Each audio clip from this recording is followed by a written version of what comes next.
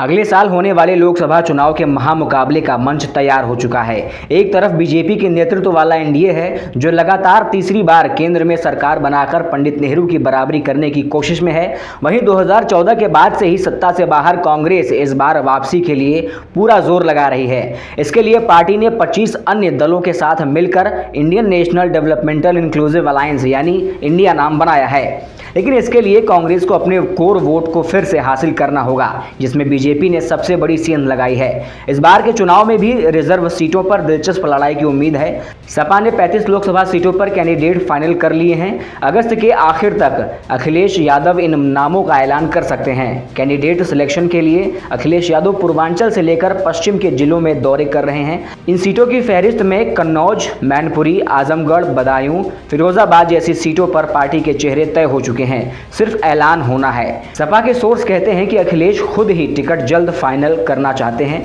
इसके पीछे का कारण अब लोकसभा चुनाव में 8 महीने से कम का समय होना है। अखिलेश पार्टी के मुख्य कर्ता धर्ता हैं।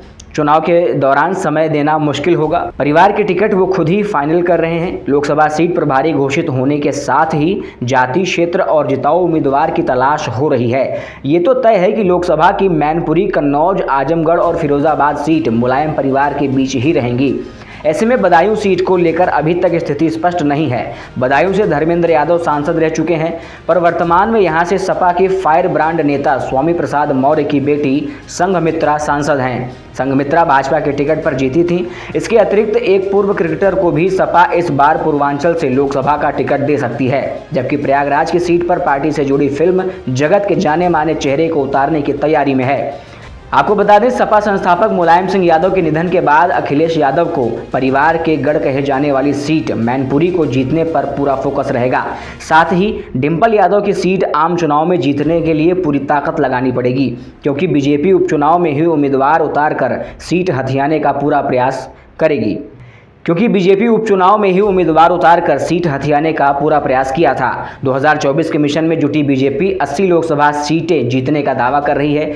बीजेपी यह मानती है कि वोटों के बिखराव की वजह से उत्तर प्रदेश में इस बार सभी सीटें जीतने का मौका है। बीजेपी के दावों और मेहनत को देखते हुए अखिलेश यादव खुद मैनपुरी, कन्नौज जैसे लोकसभा सीट पर लगातार दौरा कर रहे हैं। फिलहाल बीजेपी के आंकड़े बताते हैं कि मौजूदा हालात में सपा के गढ़ माने जाने वाले क्षेत्रों में भी उनकी पकड़ अब पहले से ज़्यादा मजबूत हो चुकी है। तो वहीं दूसरी तरफ सपा की कोशिश 2004 के लोकसभा चुनाव के प्रदर्शन को दोहराना है। उस वक्त सपा ने 37 लोकसभा सीटें जीती थीं। दरअसल सबसे पहले चयन प्रक्रिया में यह देखा जा रहा है कि जीतने वाला उम्मीदवार कौन है। फिर जाति आंकड़ा क्या कहता है, मतलब कौन सी जाति वर्ग का वोट बैंक सबसे अधिक है। मानक में तीसरी बात यह सामने आ रही है कि जिले में कौन सा नेता लोकसभा में जीतता रहा है और उसके परिवार में कौन सा सदस्य चुनाव जीत सकता है। सपा के सूत्र बताते हैं कि मौजूदा हालात में बीजेपी की सर्जिकल स्ट्राइक शुरू होने के बाद पार्टी में से जा रहे नेताओं की वजह से कुछ सीटों पर वेट एंड वॉच की स्थिति हो चुकी है।